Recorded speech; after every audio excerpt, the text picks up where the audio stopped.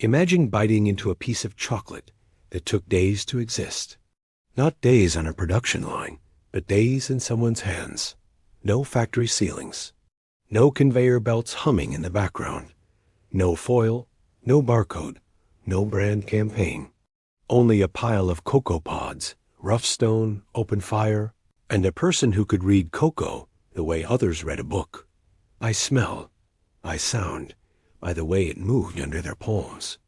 Now imagine the same bar spending just a few minutes inside stainless steel tunnels and polished metal tanks, tracked by sensors and software.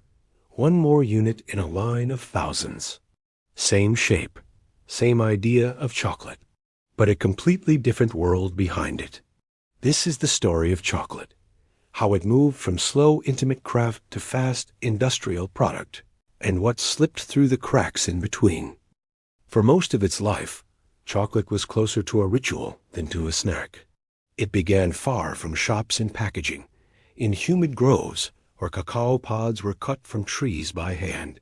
Each pod was slightly different, size, color, ripeness, and someone had to decide by eye and by habit which ones were ready.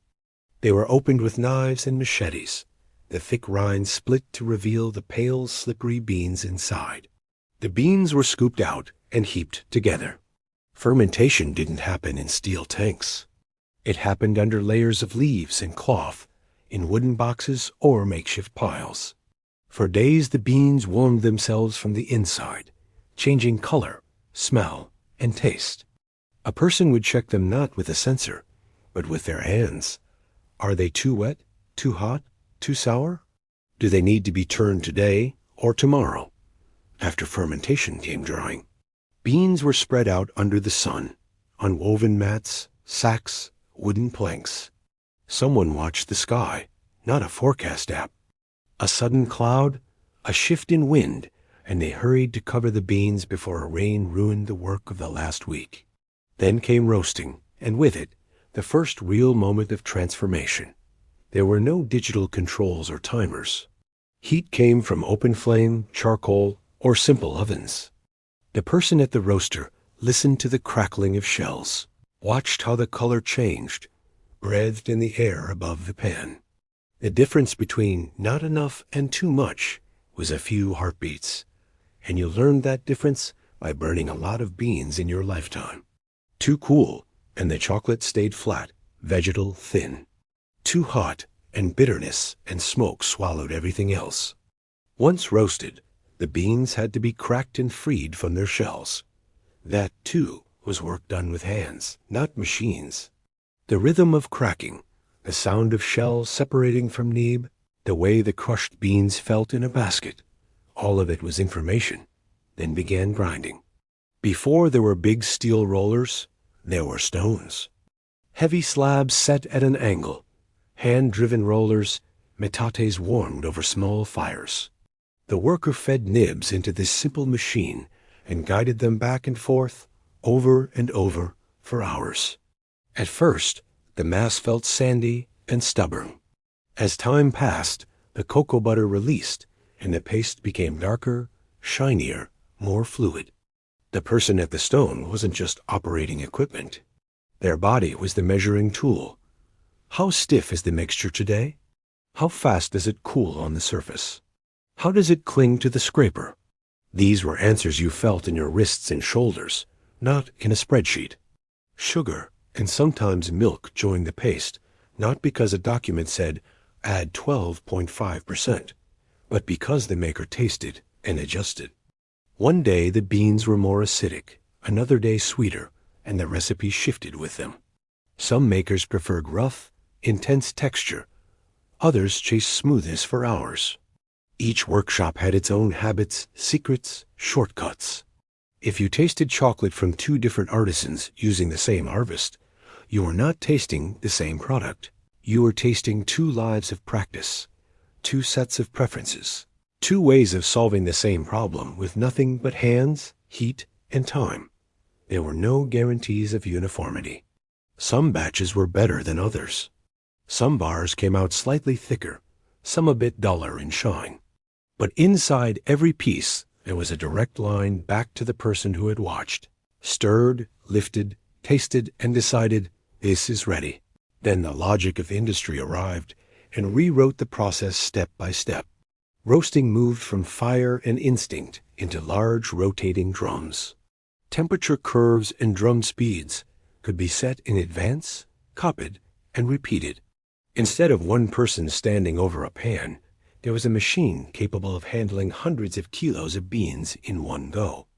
Charts and numbers replaced the smell of smoke and cacao in deciding when the roast was right.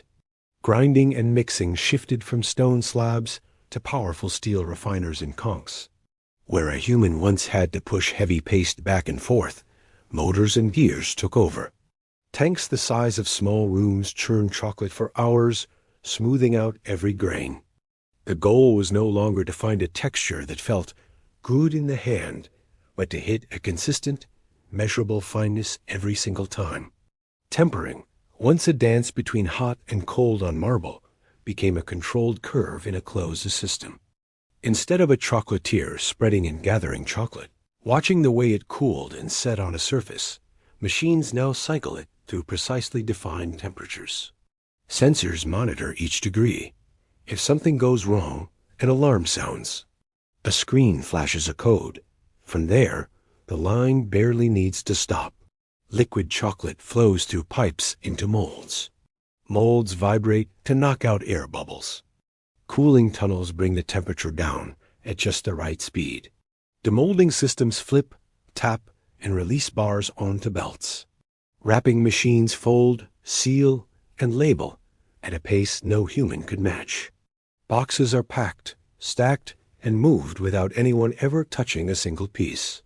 The people are still there, but their work has changed. They stand not over a fire, but in front of control panels. Instead of feeling the chocolate between their fingers, they inspect graphs and logs. Their job is to keep the line running. Notice a jam, reset a module, call maintenance if a motor overheats. One person can oversee what would once have required a whole team. For the eater, the results look like a success story. Bars are cheaper. They look clean and professional. The taste is stable. You can buy the same brand on different continents and get almost the same experience. Shops can stock dozens of options, all arriving by the pallet. But the process has been rewritten in a very specific way. Variation is treated as a problem to be solved. Human judgment is translated into procedures and parameters.